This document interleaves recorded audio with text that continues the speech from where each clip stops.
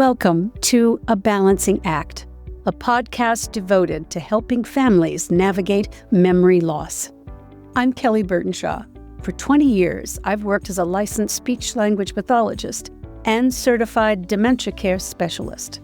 And when a loved one is diagnosed with memory loss, everyone's lives change. Family members now have to juggle their loved one's increasing need for care, while also trying to manage their own lives, families, and careers. It truly becomes a balancing act. I created this podcast with the goal of helping you and your family face these challenges head-on. Together, we'll find the answers, because no one should walk this journey alone. Let's get started.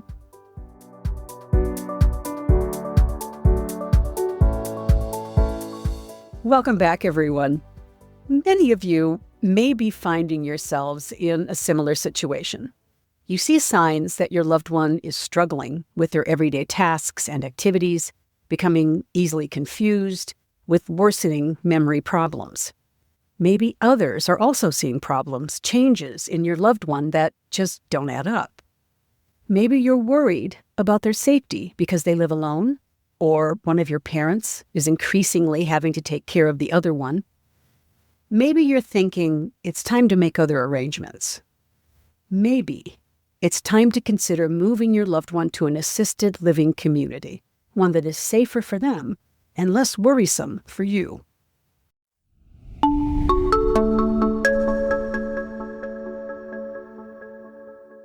Now, in the best of all worlds, you've already talked with your family about next steps.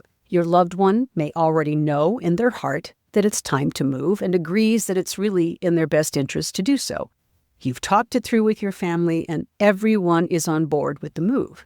You've found the perfect facility nearby so you can be there when needed. You've spoken with attorneys and gotten all your loved one's affairs in order and a power of attorney in place, and your loved one has made a will and a health directive. Now, I applaud you if you have already done this, but oftentimes these decisions are hastily made because your mom fell down the stairs and broke her hip, or your dad left the stove on and started a minor fire. Crisis is rarely a good time to set planning like this in motion, and making a move to an assisted living community is a huge decision for everyone involved. It's complex and emotionally charged, and rarely easily made. But you know dementia is progressive. It's only going to get worse. And it's not a matter of if, but when your loved one will need a level of help that your family just might not be able to provide.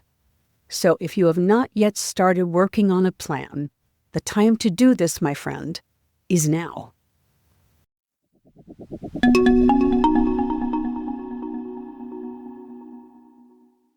But the question still remains, how do we know it's time for our loved one to be moved to another environment? Let's talk about the red flags, those signs to look for, which indicate that your loved one is likely ready for a move. Just look around their environment. Are they maintaining the home? Is the home more unorganized and messier than usual? You may find a kitty litter box that hasn't been changed in weeks, newspapers aren't being read, and they're starting to pile things around the house. And how are they using their small and large appliances? One family I work with found burned pots and pans in their mom's oven. Another found that their mother was leaving the iron on all day on the kitchen counter. And look for physical changes. Have they lost weight? Check their cabinets and refrigerator. What are they eating? Or are they eating the food at all? These are all things that put together will give you a pretty clear picture of whether your loved one is managing their lives and their homes effectively. But if you are still unsure, here are the big three: falls, medications, and finances. Now, if your loved one has had one or more falls, your alarm bells should be starting to go off. It can be an indication that their safety awareness and judgment have been affected by the dementia, and they're doing things that are just basically falls waiting to happen. Next, go to the medicine cabinet. If they are not refilling their prescriptions or taking their medication, this could be a reason for falls. But it can also mean worsening health conditions that end up in a trip to the hospital. And if they're taking their medications incorrectly, then that is an emergency room trip waiting to happen. It's time for someone to take over managing their medications for them. Next, take a look at their checkbook. Go through bank statements. Look for unpaid bills. If their finances are a mess and chaotic, then they need to be taken over as well. Many professionals believe trouble with finances is a sure sign that dementia is progressing.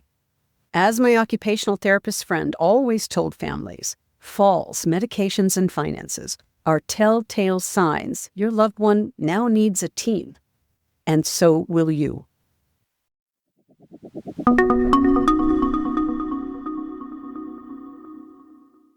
As has become obvious by all the things we listed as red flags, it's clear that your loved one's mental status has changed, and with it, their abilities to manage in their current environment.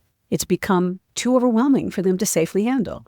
And if you haven't already done so, this is the time to start building a team to help. First, reach out to your loved one's primary care physician. It is so important to rule out reversible reasons for the behaviors you're seeing, things like illness, infection, dehydration, or progression of their other medical conditions. And ask for an updated cognitive assessment.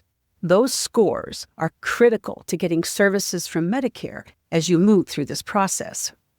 Then, ask your loved one's doctor to get you set up with a social worker. They are experts with all that is needed to transition a loved one to another living environment.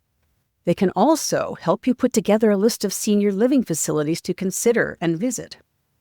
Next, get on the phone with your attorney or get one that specializes in elder care to get all your loved one's financial and legal affairs in order, and assign someone as power of attorney. And now we have to consider another possible obstacle that having a team will help you overcome: your loved one's willingness to move. Sometimes a loved one recognizes that moving to a smaller environment where there is help available is probably a good idea. There will still be sadness and difficult moments when it comes to letting things go, but they have accepted that reality. You can even be involved in helping your loved one with all the things that need to be done in the home. Help your loved ones declutter, go through the papers, the photos, and mementos, and together you can reminisce, laugh, tell stories. Downsizing doesn't always have to be rushed or sad. It can be a really great way to get organized and to connect as a family. But what if that willingness to move is just not there?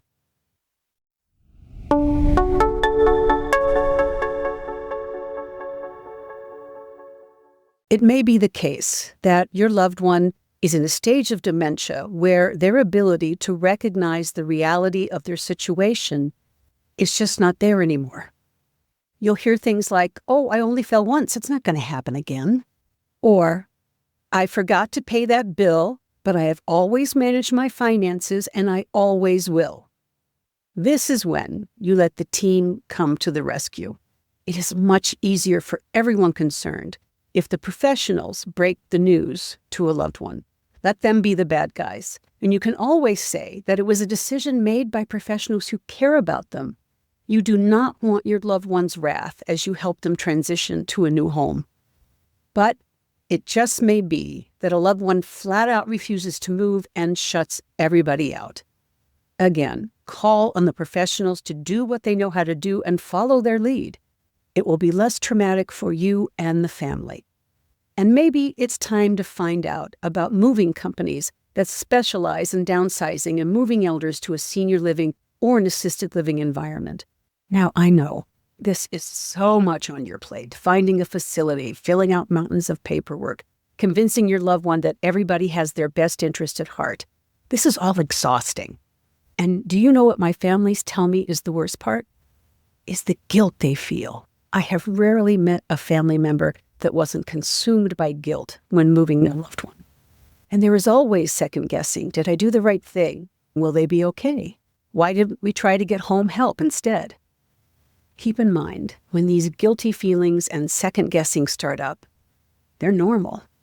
Wherever you can find a supportive ear and family support, go there, and as often as you need to.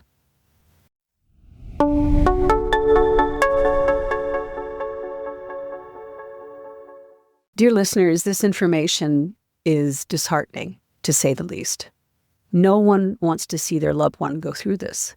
Dementia is a cruel bedfellow, gradually taking away all your loved one's mental capacities, and you're left standing to cope with it all. I know how you must be feeling. I have relatives with dementia. And the best we can do is take it one day at a time, and only one decision at a time, because it is an emotional roller coaster.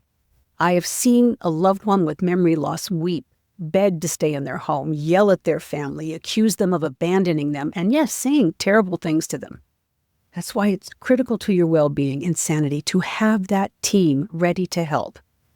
And I can tell you, from years of experience working with people with dementia, it's just as critical that you step away each day any way you can and do nothing else but something that makes you feel good. I don't care if it's taking a hot bath, reading, sitting in your car and having a good cry, getting a foot massage. Do it. This is really, really hard. Take time, take care, and take whatever comes with help from others. And remind yourself each day that no one is perfect at this. No one. You're doing the best you can. You're doing it from a place of love, and that is enough. I'm Kelly Burtonshaw, and it was my pleasure spending time with you today. Keep in touch. I'm Peggy Wright, editor and producer of this podcast. If you like this episode, let us know by following A Balancing Act wherever you get your podcasts. Please take a moment to rate and review. We have a new Facebook page, and you can find us on our YouTube channel. Be sure to check us out and leave any comments or questions for Kelly. It's really important that you reach out to us so that we can continue to provide relevant content to help you navigate a loved one's memory loss. Links to all our socials are in today's show notes. We are here to help, and we hope to hear from you soon. Thanks for listening today.